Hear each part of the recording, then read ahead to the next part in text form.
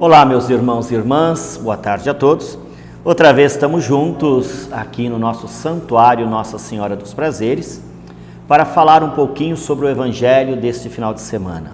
Um evangelho muito interessante, todos nós gostamos de ouvir e de certa forma um evangelho assim de uma riqueza muito grande, que é o encontro de Jesus com a mulher no poço.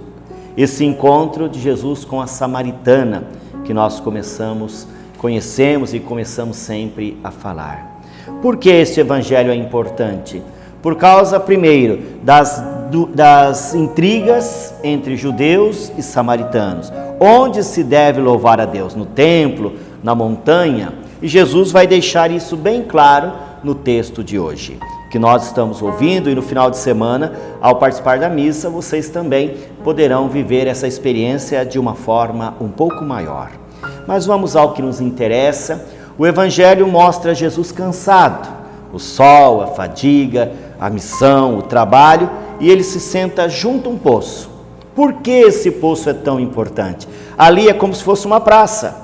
Os mais antigos contam que andavam da praça os homens por um lado, as mulheres por outro, se encontravam ali e começava namoro, amizade. Então o poço é um lugar de encontro dos amigos, dos namorados, dos viajantes, e estão todos em volta dele. Por quê? Porque é o lugar da água. A água que gera vida, a água que mata a sede. Mas onde estão os discípulos? Os discípulos saíram para comprar alguns alimentos. Então este evangelho, ele tem, nós podemos dizer assim, a sua providência. Qual? Jesus mudar a história de uma pessoa. Só que aí entram todas as questões históricas. Primeiro, era proibido conversar com a mulher em público, era proibido por ser uma samaritana, e essa mulher ainda já teve vários maridos.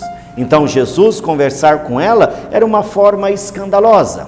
Mas Jesus, eu gosto de dizer, é aquele que vai na contramão da história. Se todos estão ali vestidos com roupa de frio, ele sai sem camisa na rua.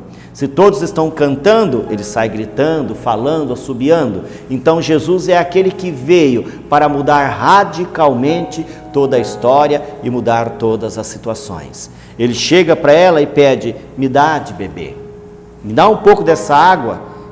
E ela fala: viu, mãe, como é que o senhor quer me dar água? Como é que o senhor pede água para mim, uma mulher que sou samaritana? E outra coisa, eu não vou fazer isso. E Jesus fala: olha, se você soubesse quem está te falando, é você quem pediria, me dá dessa água. Por quê? Porque a água que eu vou dar é uma água que nunca vai matar sede, que nunca mais vai ter sede. Você nunca mais precisará vir aqui buscar. E ela olha assim, até com ar de deboche, e fala: viu, mas que água é essa? Você não tem nenhum balde para tirar a água. Ali não é um balde que é importante. O importante ali é a fonte que Jesus é. A fonte da graça, da bênção, do amor. A fonte que mata a sede, transformando a vida das pessoas. E depois também é importante nós olharmos o porquê dessa mulher ter vários maridos e o que estava com ela agora não era seu marido. Aqui é um fato também lá do Antigo Testamento. Por quê? Porque sempre colocou Deus como aquele esposo que ama o seu povo, que é a esposa, no caso Israel. E principalmente as falhas, os erros, os pecados, as vezes que Israel se distanciou da palavra de Deus. Então, quando se distanciava, vivia infidelidade. Quando vivia infidelidade, perdia o sentido do amor sincero e verdadeiro. Então, o Novo Testamento mostra o quê? Que um casamento conturbado, mostra que, principalmente, que precisa ser refeito essa aliança, porque Deus ama de forma intensa. Deus ama de forma única e verdadeira. Então Jesus veio para resgatar esta aliança, Jesus veio para dar um novo sentido, e neste novo sentido chamar as pessoas a mudarem de vida. E aqui também no final é importante, por quê? Porque Jesus está oferecendo o Espírito Santo a essa mulher. Está dando a ela o sentido de não mais ser adúltera, não mais cometer assassinatos, não mais explorar, não mais matar, roubar, mas criar assim relações que não sejam vazias, criar relações que sejam únicas e eternas. E ela não precisa de mais nada. Por quê? Porque a ação de Deus já vai transformar a sua vida. E qual foi a grande mudança que teve nessa história para nós podermos encerrar essa nossa reflexão hoje? Primeiro, Jesus deixa de ser um viajante, torna-se um Senhor, deixa de ser o profeta, passa a ser o Messias e, por fim, o Salvador da humanidade. Então, será que não era ele que nós esperávamos? Dizia ela, um grande profeta, um grande Senhor.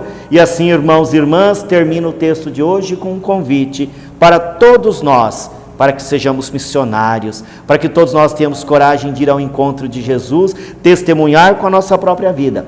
E seguindo aí o lema da campanha da fraternidade, viu, sentiu compaixão e cuidou dele. Assim é a ação de Deus na nossa vida. Ele nos vê perdido no mundo, sente compaixão, sentimento único de Deus, e ele cuida como aquele pastor que vai ao encontro da ovelha que se perdeu. Assim, irmãos e irmãs, Deus realiza vários milagres na nossa vida, e um deles é a prática da justiça, do amor e da misericórdia. Que Deus os abençoe, e nós nos encontramos, como sempre, na mesa da Eucaristia. Em nome do Pai, do Filho e do Espírito Santo. Amém. Louvado seja nosso Senhor Jesus Cristo, para sempre seja louvado. Muito obrigado a todos e Deus os abençoe.